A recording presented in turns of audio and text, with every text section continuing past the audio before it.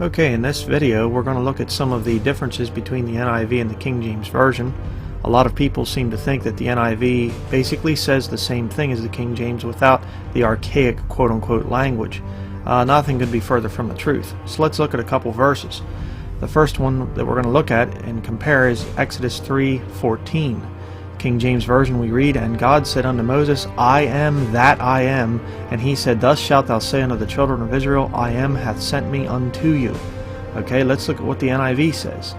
God said to Moses, I am who I am. Now that's a direct attack against God. You see, anybody can say I am who I am. I've said it myself personally. Okay, it's not the same as saying I am that I am. So there you have the NIV attacking God. Next, let's look at Joshua chapter 7, verses 17 through 18. Okay, the King James Version says, "And he brought the family of Judah, and he took the family of the Zarhites, and he brought the family of the Zarhites man by man, and Zabdi was taken, and he brought his household man by man, and Achan the son of Carmi, the son of Zabdi, the son of Zerah, of the tribe of Judah, was taken." Okay, Zarhites and Zabdi. Let's look at the NIV. It says, Zerahites. He took the Zerahites. He had the clan of the Zerahites, not Zarhites, but the Zerahites. And Zimri. Well, I thought it said Zabdi or Zabdi in the King James Version.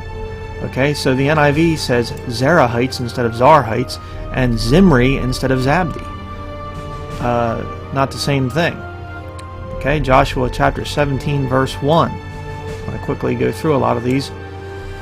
There was also a lot for the tribe of Manasseh, for he was the firstborn of Joseph, to wit, for Machir, the firstborn of Manasseh, the father of Gilead, because he was a man of war. He was a man of war. Therefore he had Gilead and Bashan.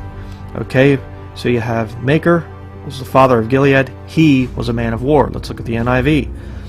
Here you have Machir, M-A-K-I-R instead of M-A-C-H-I-R.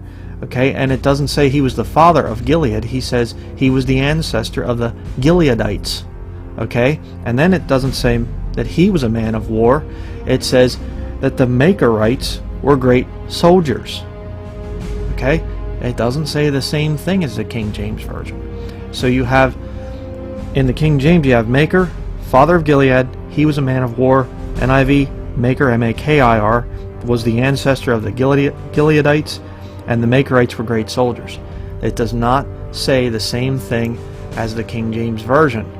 Okay, let's look at another verse. Joshua chapter 24 verse 15. Let's look at this comparison.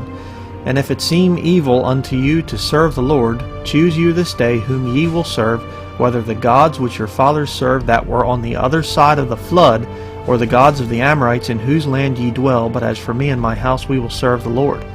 Okay, the gods that were on the other side of the flood. Okay, that means before the flood, in the days of Noah, people were serving other gods. Look at the NIV.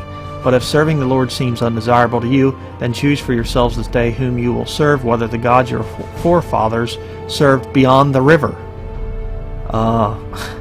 Beyond the river? What does that mean? Which river?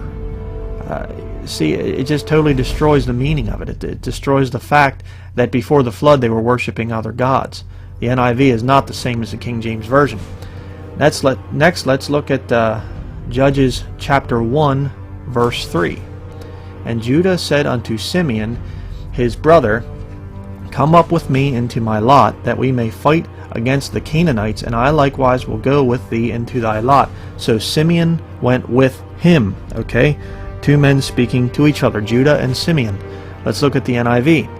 "Then the men of Judah said to the Simeonites, their brothers, Come up with us into the territory allotted to us to fight against the Canaanites.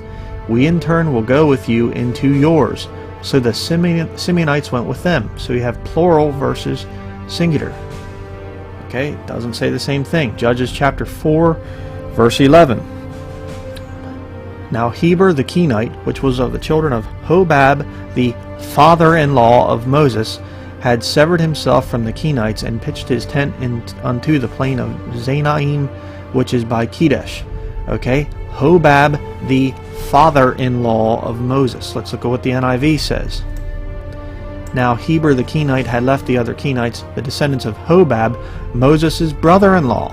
And you see the little C there. You look down at the footnote. I didn't include it here in the video, but you look at the footnote and it says, or father-in-law. Okay, brother-in-law, father-in-law, two different things, not the same thing. 2 Samuel chapter 16 verse 3. Let's read it. And the king said, And where is thy master's son? And Ziba said unto the king, Behold, he abideth at Jerusalem. For he said, Today shall the house of Israel restore me the kingdom of my father. Alright, let's look at the NIV. The king then asked, Where is your master's grandson? Okay, so King James Version says, Thy master's son. NIV says, Your master's grandson. Now, father-in-law and brother-in-law aren't the same thing, and son and grandson aren't the same thing. Okay, Job chapter 6 verse 29. Let's look at this one. Return, I pray you, let it not be iniquity, yea, return again, my righteousness is in it. What's the NIV say? Relent, do not be unjust, reconsider, for my integrity is at stake. Oh, okay, yeah, doesn't say the same thing. Let's look at the next verse. Job chapter 15 verse 34. Okay, we have, For the congregation of hypocrites shall be desolate, and fire shall consume the tabernacles of bribery. Okay, what's the NIV, the more modern, updated thing, say? For the company of the godless will be barren. That's not what the Bible said. The Bible said the congregation of hypocrites, not company of the godless. Okay? I think the NIV is trying to cover up its own sin there. Job chapter 20, verse 11. His bones are full of the sin of his youth, which shall lie down with him in the dust. The sin of his youth. Let's look at the NIV. The youthful vigor that fills his bones will lie with him in the dust. Youthful vigor versus the sin of his youth. Youthful vigor is definitely not a negative thing. Sin of his youth is. Job chapter 21 verse 16. Okay, we have King James Version here. Lo, their good is not in their hand. The counsel of the wicked is far from me. Their good is not in their hand, and the counsel is far from me. Okay, counsel of the wicked. But their prosperity, not good, prosperity is not in their own hands.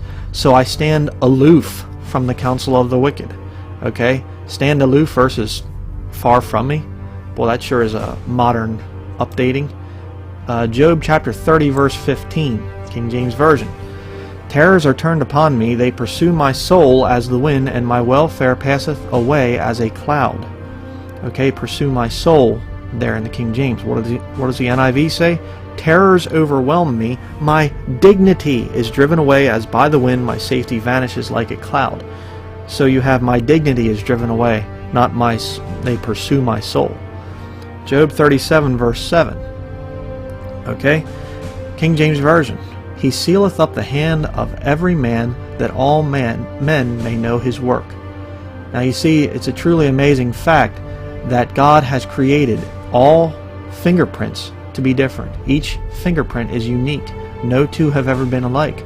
So all men may know that God is real by the hand. But what's the NIV say? So that all men he has made may know his work, he stops every man from his labor. Totally destroys it, you see. I'm sure that Charlie Darwin would prefer the NIV and probably recommend it.